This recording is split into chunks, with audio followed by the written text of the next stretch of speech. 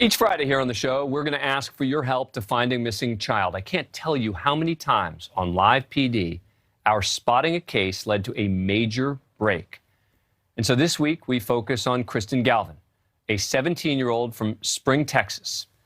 Kristen has been missing since January 2nd, 2020.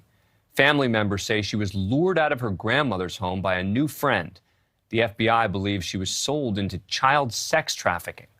Before her disappearance, she was a member of a junior ROTC, and she was on her school's drill team. I want to bring in my old friend Angeline Hartmann to talk more about Kristen's case. She is the media director for the National Center for Missing and Exploited Children. Angeline, good to see you again, obviously from the family, from the Live PD world. Thank you for coming on the show. All right, so take us through Kristen's disappearance. What do we know about what happened? Thanks for having me, Dan. It's good to be back and to call attention to these missing cases because they need it so much. Kristen's story is a very sad one. Her mom tells me that they were there on New Year's Day. It's January 1st, 2020. They had the typical, they had black-eyed peas, they had ham, they had a big celebration, and everything seemed normal. They were at her grandparents' house. And at around 7:30 that night, family members go out for ice cream. Kristen says, I'm going to stay back. And she stays home with her grandfather. The grandfather, a couple hours later, realizes that Kristen is gone. And so the family's panicking. They're looking for her. And it turns out when they go back and look at her phone records, that they noticed she was in contact with strange people that they didn't know. And so when we say a new friend, I mean, it was somebody that she was talking to at that time, but this is somebody who is definitely not a friend. And now police have turned this over to the FBI. The FBI has taken over, and this is a confirmed case, they believe, of child sex trafficking. Now, why do they believe that? I mean, how are they so confident that she was lured into sex trafficking? Well, I can tell you what the mother told me, and this is pretty recent, as of a couple of months ago.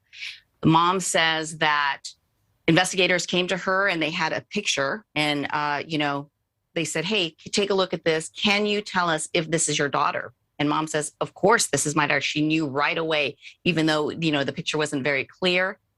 Cops didn't want to tell her everything, but they said this picture came from an escort site. They wouldn't say where, the details were limited. And so mom does her own search. She goes through all of these sites, these escort sites, and she actually finds her own daughter on an escort site, sees the name of her daughter, sees more pictures of her daughter, sees how much her daughter's being sold for. And she went and tracked down her daughter. At that time, that ad was for her daughter being sold with another girl in Atlanta, Georgia. Mom gets on a plane, Dan, and tries to track her down. She's walking the streets of Atlanta, Georgia with her poster. Can you imagine that? I mean, this is not the first time she's done it either. She, before she got this from police, from investigators, she was doing this in Houston, walking around, door to door, going into these seedy neighborhoods looking for her daughter. But yeah, so it is, there's limited information from investigators, but they say that's what they believe, that she is in danger. They don't know exactly where she is now.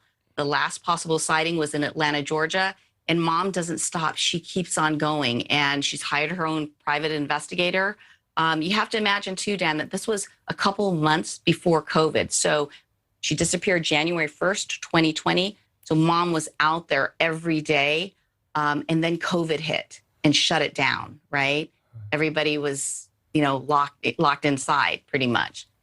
And here we are almost 2 years later. Yeah, this is one of these cases where there's really hope, though, of finding her. I mean, and that's why I think that this is so important that we put her picture up again, if we can, put Kristen's picture up again so people can get one more look. To say if anyone has seen her, as you heard Angeline say there, maybe in the Atlanta area, maybe elsewhere. If you know anything, exactly. We don't know. She could be anywhere at this point. That's exactly right. Yep. Please call your local police department. And inform them if you know anything. Angeline, thank you so much for joining us. We really appreciate it. It is great to see you, and let's hope that this helps find Kristen.